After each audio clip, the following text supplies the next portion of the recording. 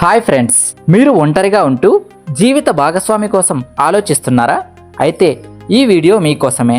అందమైన భార్యలను అద్దెకు తీసుకునే పద్ధతి గురించి మీకు తెలియని కొన్ని ఆసక్తికరమైన విషయాల గురించి ఇప్పుడు తెలుసుకుందాం. ప్రపంచంలో కొన్ని దేశాల్లో అద్భుతమైన ఆశ్చర్యకరమైన సంస్కృతులు ఉంటాయి. అలాంటిదే ఒక దేశం థాయిలాండ్. ఈ దేశం తన అందమైన బీచ్లు, సహజ సౌందర్యం, రంగురంగుల రాత్రి జీవితం వల్ల ప్రపంచవ్యాప్తంగా ప్రసిద్ధి చెందింది. ప్రతి సంవత్సరం లక్షలాది మంది పర్యాటకులు ఇక్కడికి వస్తుంటారు. కానీ ఇటీవల ఒక ప్రత్యేకమైన పుస్తకం థాయిలాండ్ను మరో కారణంతో హైలైట్ చేసింది. అది ఏమిటంటే ఇక్కడ అద్దె భార్యలు అనే ఒక విచిత్రమైన పద్ధతి ఉంది.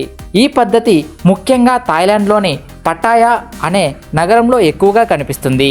ఇక్కడ కొంతమంది మహిళలు కొంతకాలం పాటు పర్యాటకులతో అద్దె భార్యలుగా జీవిస్తారు.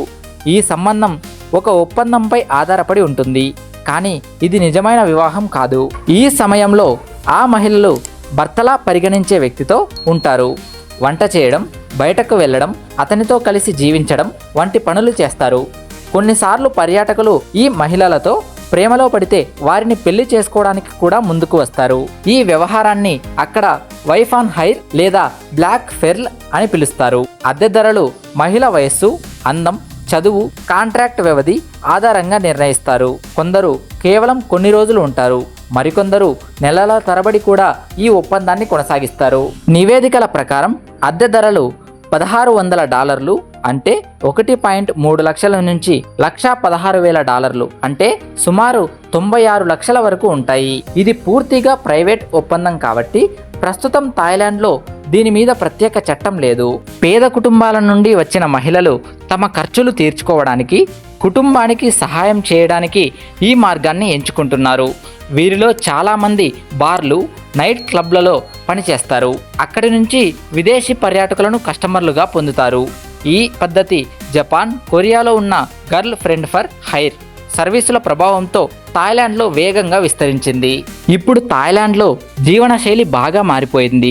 చాలామంది శాశ్వత సంబంధాల కంటే తాత్కాలిక సంబంధాలను ఇష్టపడుతున్నారు. సమాజంలో బహిరంగ వైఖరి ఉండటం వల్ల ఇది సులభంగా మారిపోతుంది. ఈ ట్రెండ్ పర్యాటక రంగంలో భాగమైపోయింది. ప్రస్తుతం థాయిలాండ్ ప్రభుత్వం కూడా ఈ విషయాన్ని గమనించింది. ఇది వేగంగా పెరుగుతుండటంతో మహిళల భద్రత కోసం వారి హక్కులను కాపాడటానికి చట్టం తీసుకురావాలని అనుకుంటోంది. మొత్తానికి ఈ అద్దె భార్య పద్ధతి ఒకవైపు పేద మహిళలకు ఉపాధి మార్గంగా, మరోవైపు సమాజంలో చర్చనీయాంశంగా మారింది. వీడియోని చూశారు కదా, ఇప్పుడే లైక్ చేసి ఈ అద్దె భార్యల మీద మీ ఒపీనియన్ ఏంటో జెన్యూన్గా కామెంట్ చేయండి. అలాగే ఒకసారి మన ఛానల్లో ఉన్న కంటెంట్ మొత్తాన్ని చెక్ చేయండి. మీకు నచ్చినట్లయితేనే ఛానల్ని సబ్స్క్రైబ్ చేసుకోండి. Thank you so much for watching. Have a nice day.